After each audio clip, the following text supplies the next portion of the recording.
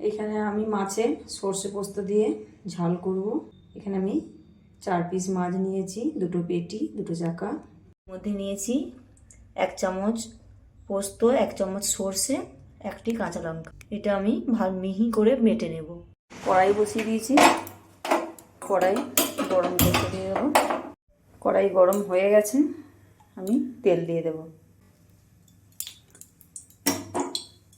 তেল গরম হয়ে গেছে, আমি মাছগুলো এক এক করে দিয়ে দেব।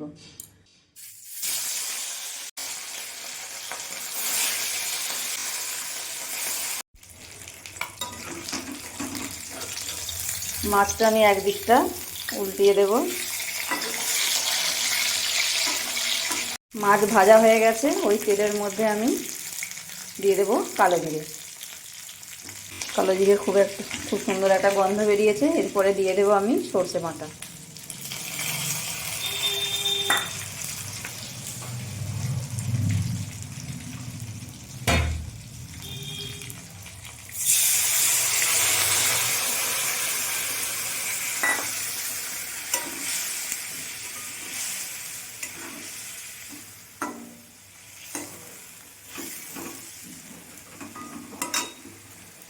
দিয়ে দেবো হলুদ গুঁড়ো।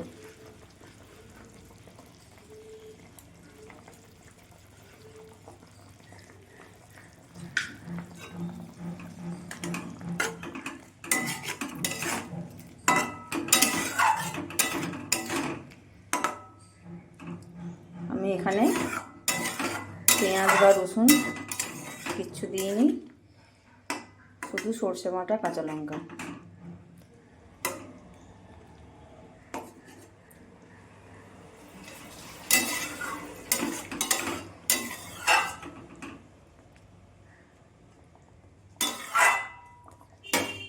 দিয়ে দেবো অল্প একটু লবণ। মাছে লবণ দেওয়া ছিল তাই বেশি দেব না। দিয়ে দেব কাঁচা লঙ্কা। এই 2টো কাঁচা লঙ্কা মাঝে মাঝে ফেলে নিয়েছি।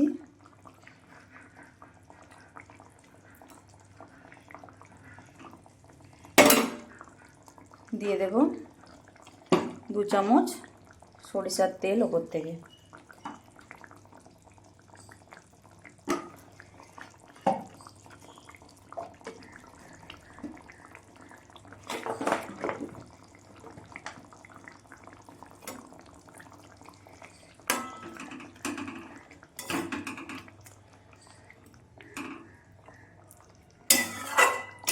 এইভাবে মাছের ঝাল পেঁয়াজ ছাড়া একবার রান্না করে খেয়ে দেখবেন, খুব সুন্দর খেতে সর্ষে পোস্ত দিয়ে।